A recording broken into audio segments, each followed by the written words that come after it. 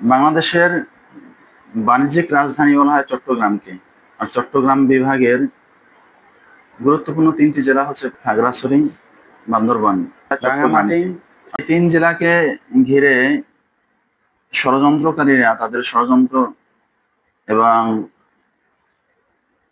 পরিস্থিতিকে অস্থিতিশীল করার চেষ্টা করতেছেন।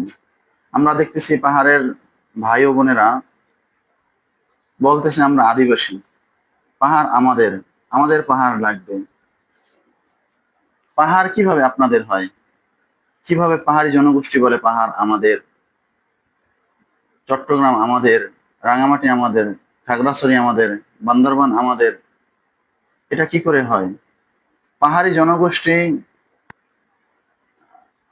সরকারি চাকরি করতেছেন,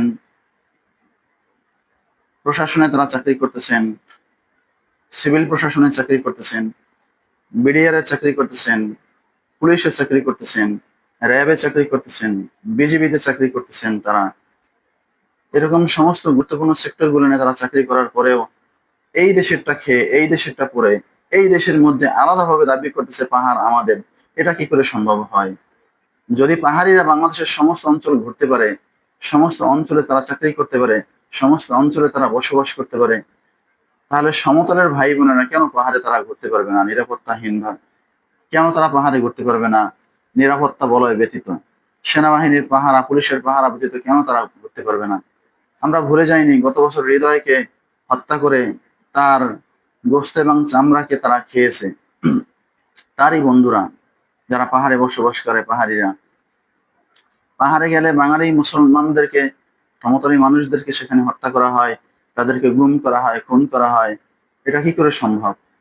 এজন্য আমি বাংলাদেশ সরকারকে উদাত্ত আহ্বান করব যে পাহাড়ে যে আগে সেনাবাহিনীর যতগুলো ক্যাম্প ছিল, প্রত্যেকটা ক্যাম্প নতুন করে স্থাপন করা হোক, তাদেরকে সেখানে বসবাসের ব্যবস্থা করা হোক। যদি সেখানে ৩০ লক্ষ পাহাড়ি জনগোষ্ঠী থাকে, সাঁওতাল, মারমা, চাকমা, ত্রিপুরা, মঙ্গোলিয়ান, তারা যদি ৩০ লক্ষ থেকে থাকেন, তাহলে সেখানে আরো অন্তত ৩০ লক্ষদের আবাসনের ব্যবস্থা করা হোক। পাহাড় আমাদের সম্পদ, পাহাড় সমস্ত বাংলাদেশের মানুষের সম্পদ, পাহাড় বাঙালি জনগোষ্ঠীর সম্পদ।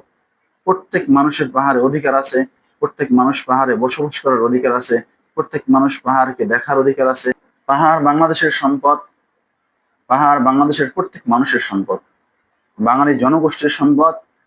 বাংলাদেশের হিন্দু, মুসলমান, বৌদ্ধ, খ্রিস্টান, সাঁওতাল, মারমা, চাকমা সমস্ত জনগোষ্ঠীর সম্পদ পাহাড়। বাংলাদেশের প্রত্যেক মানুষ অবাধে যাতে পাহাড়ে চলাচল করতে পারে, পাহাড়ে ঘুরতে পারে, পাহাড়ে দেখতে পারে। যেমনি ভাবে পাহাড়ি মানুষেরা বাংলাদেশের সমস্ত অঞ্চলে তারা সিভিল প্রশাসনে, ক্যাডার প্রশাসনে, পুলিশ প্রশাসনে, র্যাব, বিজিবি, নৌবাহিনী, বিমান বাহিনী সমস্ত সেক্টরে তারা চাকরি করতে পারবে, তারা থাকতে পারবে, সমস্ত বাংলাদেশ তারা ঘুরে দেখতে পারবে। তেমনি ভাবে বাঙালি প্রত্যেক জনগোষ্ঠী, বাংলাদেশের প্রত্যেক নাগরিক যাতে পাহাড়ে ঘুরতে পারে, পাহাড়ে থাকতে পারবে, সেই ব্যবস্থা নিশ্চিত করতে হবে। পাহাড়ে কোনো সন্ত্রাসী কার্যক্রম পরিচালনা করতে দেওয়া যাবে না, পাহাড়ে কোনো প্রকার সন্ত্রাসী কার্যক্রমকে আশ্রয় দেওয়া যাবে না। সন্ত্রাসীদেরকে কঠোর হস্তে দমন করতে হবে, যাহারা পাহাড়ে অস্থিতিশীল পরিস্থিতি তৈরি করতে চায়। আমাদের এ বিষয়ে সজাগ দৃষ্টি রাখতে হবে, তাতে আমাদের প্রতিবেশী কোনো শত্রুরা পাহাড়কে নিয়ে কোনো চক্রান্ত না করতে পারে, পাহাড়কে অস্থিতিশীল না করতে পারে।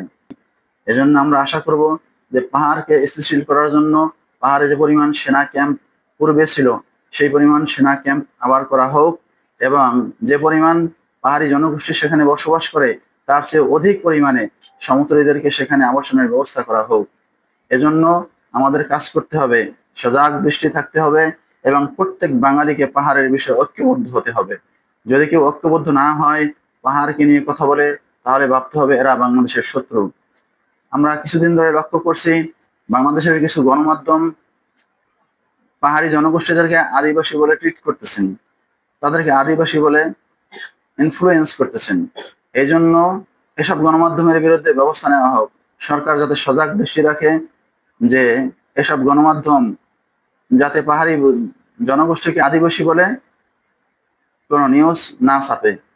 আমাদের সংবিধানে, বাংলাদেশের সংবিধানেও আদিবাসী বলতে কোনো শব্দ নেই। সুতরাং পাহাড়ি জনগোষ্ঠী যারা উপজাতি, মারমা, চাকমা, সাঁওতাল এরকম বিভিন্ন জনগোষ্ঠী আছে, কিন্তু তারা সবাই বাংলাদেশী। পাহাড়ি জনগোষ্ঠী এরা কেউ আদিবাসী নয়, আদিবাসী বাংলাদেশিরা।